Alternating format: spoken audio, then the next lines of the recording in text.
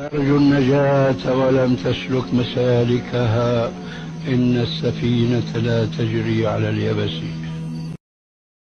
السلام عليكم ورحمة الله وبركاته. إن الحمد لله نحمده ونستعينه ونستغفره ونعوذ بالله من شرور أنفسنا ومن سيئات أعمالنا. من يهده الله فلا مضل له ومن يضلل فلا هادي له، وأشهد أن لا إله إلا الله وحده لا شريك له، وأشهد أن محمدا عبده ورسوله. يا أيها الذين آمنوا اتقوا الله حق تقاته ولا تموتن إلا وأنتم مسلمون. يا أيها الناس اتقوا ربكم الذي خلقكم من نفس واحدة وخلق منها زوجها وبث منهما رجالا كثيرا ونساء، واتقوا الله الذي تساءلون به والأرحام إن الله كان عليكم رقيبا. يا أيها الذين آمنوا اتقوا الله وقولوا قولا سديدا يصلح لكم أعمالكم ويغفر لكم ذنوبكم، ومن يطع الله ورسوله فقد فاز فوزا عظيما. أما بعد، فإن أصدق الحديث كتاب الله، وخير الهدى هدى محمد صلى الله عليه وآله وسلم، وشر الأمور محدثاتها، فإن كل محدثة بدعة، وكل بدعة ضلالة، وكل ضلالة في النار. أيها الأحبة الإخوة الأكارم، بارك الله فيكم وحافظكم ورعاكم.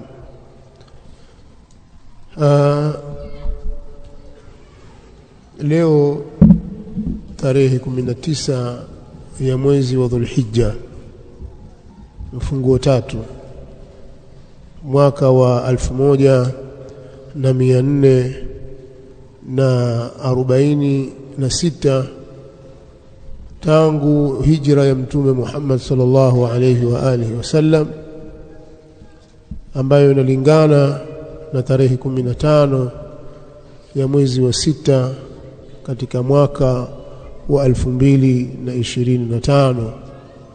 Siku ya Jumapili tumekutana ndani ya msikiti huu, Masjid Jundub ibn Junada, hapa kwenye barabara maarufu inayojulikana kwa Mafuta Street katika mji wa Moshi katika mkoa huu wa Kilimanjaro. Tumekutana, nia na madhumuni ya kukutana kwetu ni kuitangaza da'wa yetu.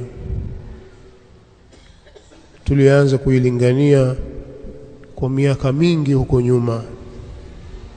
Da'wa yetu, nikisema da'wa yetu nakusudia ad-da'watu salafiyya, da'wa iliyojengwa juu ya mfumo imara kabisa na misingi madhubuti, misingi ya kitabu cha Allah subhanahu wa ta'ala na sunna za Mtume Muhammad sallallahu alaihi wasallam, kwa ufahamu wa wema waliotutangulia.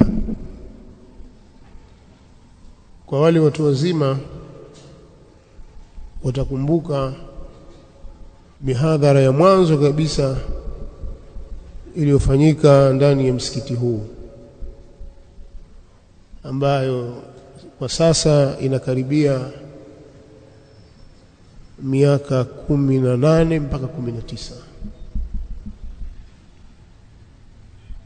ndani ya msikiti huu, kwa sababu ukihesabu kwa miladi ya mwaka 2007 mpaka leo utapata takriban miaka 18, lakini ukihesabu kwa miaka ya hijiria sasa inakaribia miaka 20 pungufu kidogo. Kwa hiyo hata wale waliokuwa vijana sasa wamekuwa wazee, na wale waliokuwa watoto wamekuwa watu wazima. tulianza ulinganizi wetu wa wazi kabisa katika msikiti huu, pamoja na kwamba kulitanguliwa na baadhi ya mihadhara, durus, semina, sehemu nyingine, lakini kwa ule udhahiri hasa wa kujipambanua. Nachokusudia udhahiri wa kujipambanua da'wa salafia kwa misingi yake na hoja zake, basi mahali pa mwanzo kabisa ilikuwa ni katika msikiti huu. Kwa hiyo watu wazima wanalikumbuka hili, na wengine pengine walipata kusikia audio zake zile za miaka ile. Kisha kutokea hapa mipango ikapangwa, njama zikasukwa, vikao vikakaliwa, azma ikapitishwa, na watu wakatoka kwenda katika miji mbalimbali kwenye kuitangaza da'wa hii, kwenye kanda hii ya kaskazini, kadhalika kanda ya ziwa, katika mikoa hiyo ya huko Shinyanga na Mwanza, Bukoba na Mara, na mkoa wa Kagera na mkoa wa Mara, kadhalika nyanda za juu kusini, Iringa huko na Mbeya, na kurudi mkoa wa Ruvuma, na kusini huko sehemu za Lindi na Mtwara, bali hata katika kanda ya kati, Dodoma na Morogoro na sehemu nyinginezo. Ala kulli hali, mipango mingi ilianzia hapa, walillahi alhamdu wal minna. Nataka nilikumbushe hili ili waliosahau wakumbuke na wasiojua wafahamu, na wale wanaokumbuka tuendelee kuwakazia katika jambo hili. Lakini ninachotaka kukuambia katika wakati huu ni kwamba hatujafika mwisho wa da'wa na ulinganizi. Pamoja na miaka yote hiyo, pamoja na mambo yote hayo, bado hatujafika mwisho wa da'wa. Da'wa bado inatakiwa iendelee, tena kwa ufanisi zaidi, na mipango madhubuti na imara, na juhudi kubwa zaidi, kwa sababu da'wa tunatakiwa tuisimamie mpaka mwisho wa umri wetu, mpaka tunatoka hapa duniani. Lakini tumetoka mbali, tangu tukiwa wanyonge wa kuombaomba misikiti ya watu na kufukuzwa na kukataliwa kwamba hapa hamruhusiwi, twapita twenda huku, twapanga njama zile, mpaka kuwa sasa twamiliki vituo vyetu katika miji mbalimbali. Tangu watu walipokuwa wachache mpaka leo wamekuwa wengi. Tangu walipokuwa watu hawatuelewi mpaka sasa watu wanatuelewa. Na hizo ni fadhila za Allah subhanahu wa ta'ala, bali akawafanya wale waliokuwa wakitupiga vita ndio watetezi wa kulitetea jambo hili, na wengine Allah subhanahu wa ta'ala akatutosha na shari zao, jambo lao likafifia, njama zao na mipango yao ikawarudia wao wenyewe. Na hivi ndivyo itakavyokuwa mpaka huko mbeleni.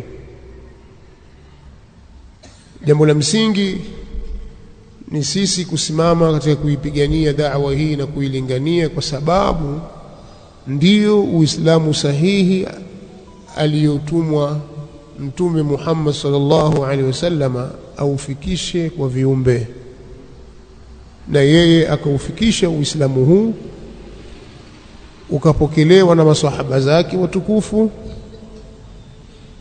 wakaubeba huu Uislamu kwa vile walivyomuelewa Mtume sallallahu alaihi wasallam, wakausomesha Uislamu huu kwa waliokuwa baada yao, nacho ni kizazi kilichofuatia baada yao, kizazi cha tabi'in, na wao wakaendelea hivyo, jambo likienda hivyo mpaka siku ya leo. Kwa hiyo na sisi tunatakiwa tulirithi jambo hili, tulibebe, tulifikishe kwa wengine, vizazi vijavyo vilibebe jambo hili, vifikishe jambo hili kwa vizazi vingine vitakavyofuatia. Nimeona nikumbushe kidogo hili jambo ili tukae sawa. Hii dawa misingi yake ni misingi ya kitabu cha Allah subhanahu wa ta'ala na sunna za Mtume Muhammad sallallahu alaihi wa alihi wasallam, na ndiyo dawa sahihi ya Uislamu. Haihitaji nguvu nyingi katika kuielewesha, kwa sababu ni dawa inayojitegemea kihoja, kwa hoja zake inajitegemea. Tunachotakiwa ni sisi kufanya juhudi na mipango ya kuhakikisha zile hoja zinawafikia walengwa, na katika hili kuna fadhila kubwa ndani yake, na hili haliwi ila kwa sisi wenyewe kuijua hii da'wa, kwa kuisoma na kuisomesha. Sasa kuna watu wageni pengine watayasikiliza maneno haya, hawajui ni dawa gani na ulinganizi gani. Kwa hiyo nitalazimika kuzungumza machache kuhusu hii dawa. Ukiona kuna jambo walijua, basi ujue hukukusudiwa wewe, wamekusudiwa wengine wasiojua, au wale wanaojua kimakosa, na kama ni wewe basi ni kutiliwa mkazo tu. Sisi tumeamrishwa na Allah subhanahu wa ta'ala tuifuate njia aliyokuja nayo Mtume sallallahu alaihi wasallam, na Mtume sallallahu alaihi wasallam ameamrishwa atutangazie hivyo. Anasema Allah subhanahu wa ta'ala, qul hadhihi sabili ad'u ila Allahi ala basiratin ana wa man ittaba'ani wa subhanallahi wama ana minal mushrikin. Mtume sallallahu alaihi wasallam anaambiwa na Allah subhanahu wa ta'ala, waambie hii ninayolingania, hii ndiyo njia yangu, ndiyo dini yangu, ndiyo mfumo wangu. Kul hadhihi sabili, pana sabili, njia yangu, mfumo wangu. Ad'u ila Allahi ala basira, mimi nawalingania watu kwa Allah, nawaita watu waende kwa Allah. Nafanya kazi hiyo kwa elimu na utambuzi, sifanyi kijinga jinga, kijahala. Hii njia yangu hii, huu Uislamu ninawalingania watu, ninawalingania watu kwenye tauhid, nawaelekeza watu kwenye kumpekesha Allah, nawaelekeza watu kwenye kumwabudu Allah peke yake kwa elimu, ala basiratin, kwa elimu, kwa utambuzi na maarifa.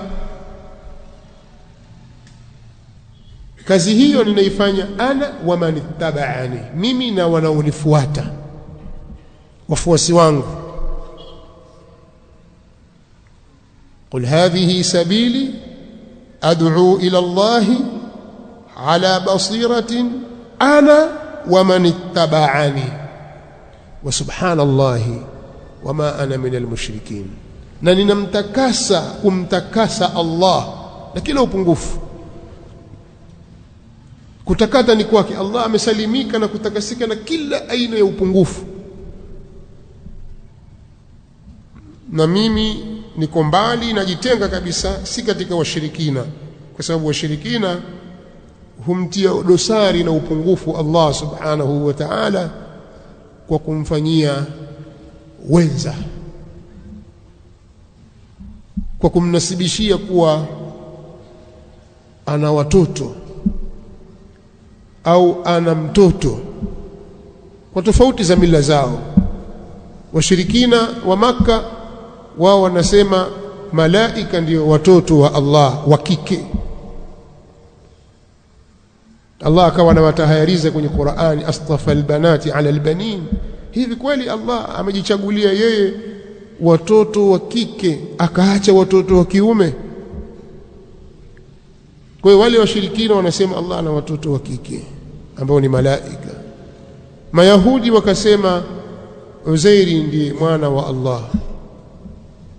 Manasara wakasema Isa ni mwana wa Allah. Sasa Allah ametakasika na haya, hana watoto, lam yattakhidh sahibatan wala walada, yeye hakujifanyia mke wala mtoto, hana mtoto. Na mingine mengi mabaya wanomnasibishia Allah. Mimi ninamtakasa yeye na mimi si katika wenye kumshirikisha Allah. Ukitafsiri aya hii peke yake utaiona misingi mikuu ya hii da'wa, lakini nitashika michache tu alafu niende kwenye aya nyingine. Inatuonyesha aya hii kwamba da'wa ya Mtume sallallahu alayhi wasallam ni mabniyatun ala alwuduh, ni da'wa iliyojengwa juu ya msingi wa uwazi, uwazi ambao unampelekea mtu afahamu kila kitu kinachofungamana na yale yaliyo wajibu juu yake kumfanyia Allah subhanahu wa ta'ala, na ile haki ya Allah kwake yeye, yale ambayo wewe unatakiwa umtekelezee Allah na malipo utakayoyapata kutoka kwa Allah kwa hayo uliyoyafanya na namna ya kuyatekeleza hayo, bali udhuh wa sheria zake. Ndio maana akasema qul hadhihi sabili, ni kitu chenye kufahamika, kiko wazi, chatakiwa kitangazwe, kifahamike na watu wote. Kwa hiyo dawa imejengwa katika misingi ya uwazi, haikujengwa katika misingi ya usiri na vificho, kwamba kuna mambo hayo ni ya watu fulani tu, wengine hawapaswi kujua.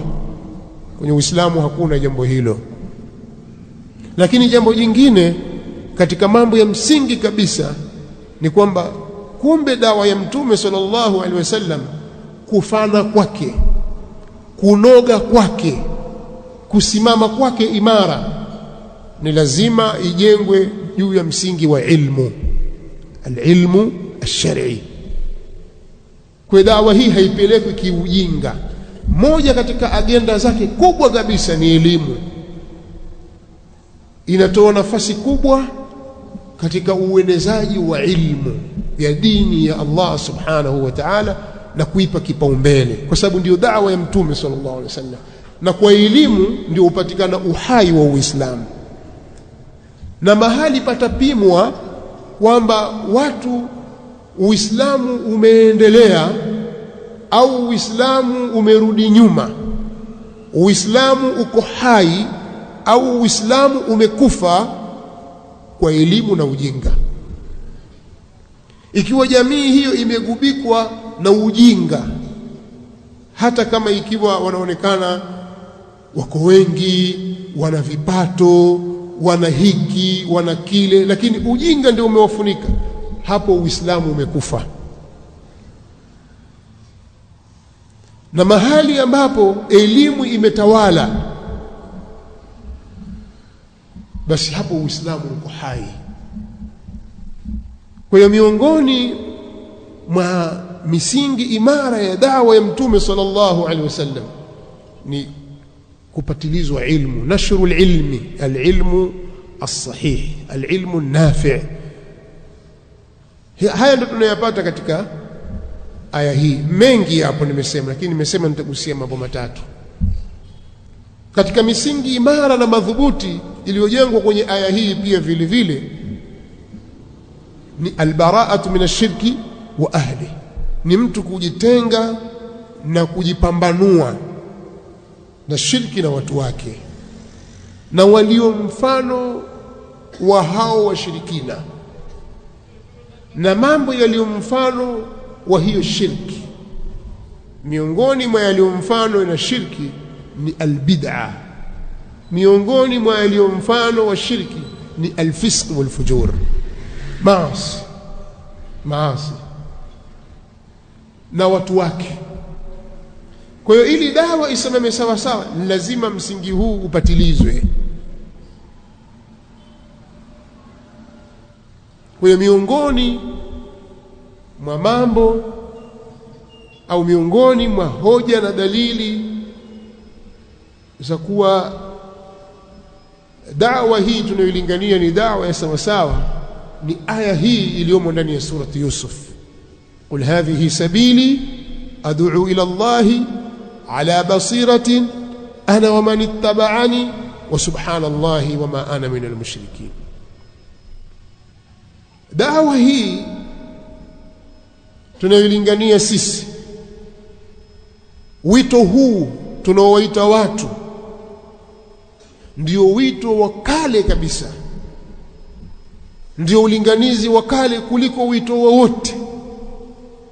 Ndio maana ikaitwa dawa hii kama wanavyoita wasemaji kuwa ni dawa kongwe, kwa sababu ndiyo asili ya Uislamu.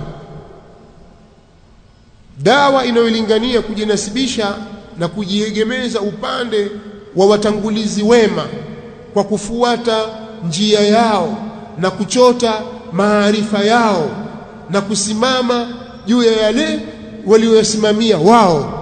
Da'wa hii ni da'wa kongwe, lakini pia ni da'wa iliyobarikiwa, kwa sababu Qur'ani imehimiza watu wapite kwenye da'wa hiyo. Allah subhanahu wa ta'ala katika suratu Nisa anatuambia, ومن يشاقق الرسول من بعد ما تبين له الهدى ويتبع غير سبيل المؤمنين نوله ما تولى ونصله جهنم وساءت مصيرا. آية 115 katika suratu Nisa. Yoyote atakayemukhalifu mtume sallallahu alaihi wasallam na yoyote atakayekinzana na mtume Muhammad sallallahu alaihi wasallam baada ya kuwa uongofu umembainikia, hii ndiyo haki, yeye akaikataa, yeye akaipinga, yeye akaenda kinyume kwa hawa na matamanio ya nafsi yake, kwa utashi wake, kwa maoni yake na rai yake, kwa ujinga wake, haki imembainikia, yeye akaikataa, akaleta upinzani. Min ba'di ma tabayyana lahu alhuda, ilikuwa aya imuingize motoni moja kwa moja, lakini ikaweka kipengele hapa muhimu, wayattabi' ghayra sabili almu'minin, na akafuata njia isiyokuwa ya waumini ambao ni masahaba wa mtume Muhammad sallallahu alaihi wasallam. Akafuata njia nyingine, sio ile walioiandama waumini waliomwamini mtume sallallahu alaihi wasallam kwa wakati huo. Yeye akashika njia yake nyingine, akaleta uelewa mwingine, akaleta mafuhumu na ufahamu mwingine tofauti na ule walioufahamu masahaba wa mtume Muhammad sallallahu alaihi wasallam. Ni wallahi ma tawalla, tutamuelekeza kwenye lile alilolichagua. Si ushachagua ende njia hiyo, ufuate utaratibu huo ulio kinyume na masahaba, ulio kinyume na attabi'un alladhina tabauhum biihsan, wale waliowafuatia hao kwa wema. Umeamua kufuata njia hiyo, sawa, nenda. Pingine kwenye njia hiyo wataka pesa, kwenye njia hiyo wataka cheo, kwenye njia hiyo wataka sifa, nenda. Nuwallihi ma tawalla.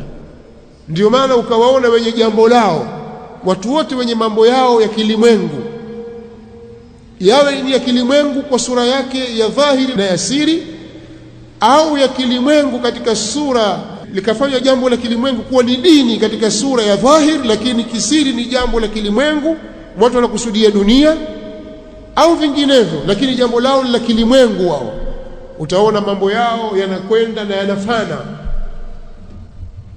wanafanikiwa kwa sababu Allah subhanahu wa ta'ala ashatuambia sisi tutamuelekeza kule alikochagua. nenda. Mistaki ile, nataka huku, nenda.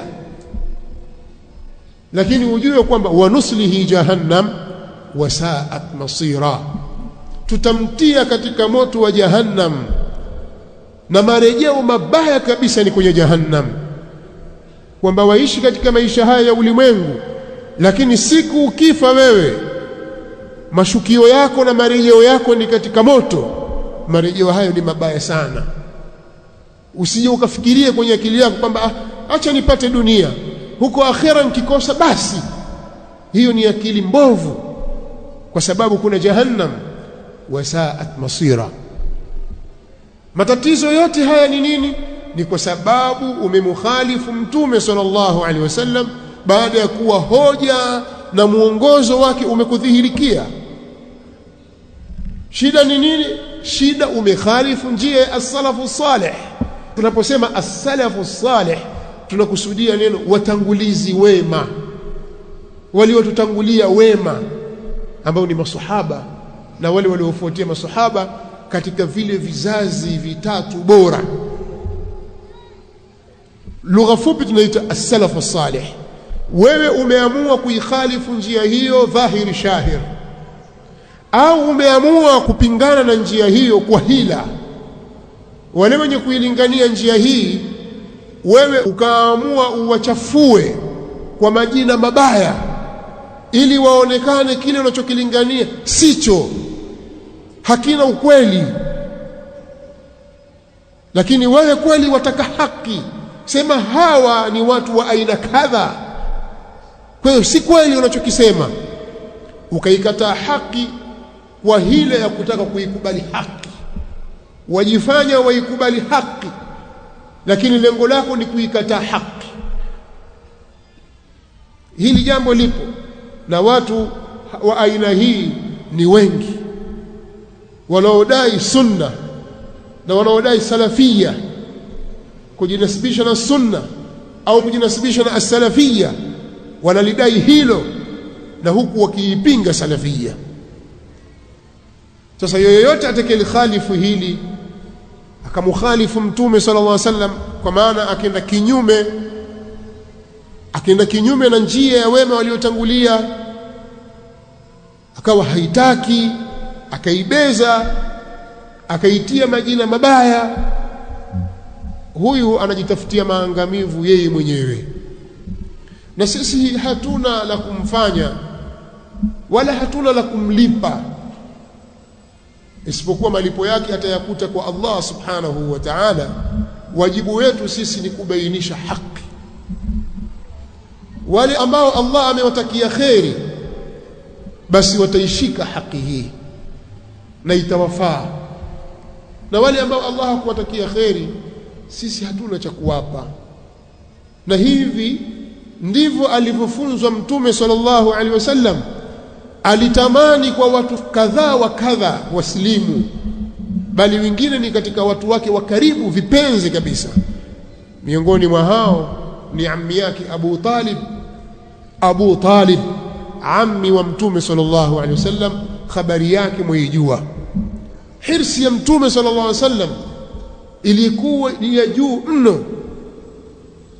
Pupa yake na hima yake na juhudi yake ya kumfanya ammi yake aongoke, afuate Uislamu, bidii yake ilikuwa kubwa mno. Mpaka wakati wa kukata roho, Mtume sallallahu alaihi wasallam alihudhuria wakati wa kukata roho ammi yake, na akamdhihirishia na kumwaridhishia Uislamu na kalima ya tauhid ili aitamke. Yule mzee akawa anafikiria mara mbili, atamke asitamke. Idh ba'atha ashqaha, ghafla pale akaingia katikati muovu wao. Kina Abu Jahli wamemkalia pale, wanamwambia atarghab an millati Abdul Muttalib, unataka kuiacha mila ya kina Abdul Muttalib, mila ya wazee? We Abu Talib, wataka uache mila ya baba yako Abdul Muttalib? Wataka ufe kwenye mila ya huyu kijana? Pale akageuka, akapiga U-turn, akasema mimi ninakufa katika mila ya Abdul Muttalib. Akafa akiwa kafir, jambo lile lilimhuzunisha sana mtume sallallahu alayhi wa alihi wasallam, lakini Allah akamwambia innaka la tahdi man ahbabta walakin Allah yahdi man yasha. Wewe huwezi kumuongoza unayemtaka, kwamba wampenda fulani, wewe humuongozi unayempenda. Allah ndiye anayemuongoza anayemtaka. Kwa hiyo wajibu wetu sisi ni kufikisha. Sisi si mahukamu, sio marefari, kwamba tuna kadi ya njano, kadi nyekundu, au kuna kadi ya kijani, kwamba tukikupa kadi hii wewe tayari utaingia peponi, na wewe ukipewa kadi ile utakwenda motoni. Sio wajibu wetu, sio kazi yetu. Kazi yetu ni kubainisha haki. Njia ya sawa ni hii, atakayekhalifu njia hii ameingia katika upotevu wa basi, tajua yeye mwenyewe sasa. Kwa hiyo hili lazima tulifahamu, na dawa imejengwa katika misingi hii.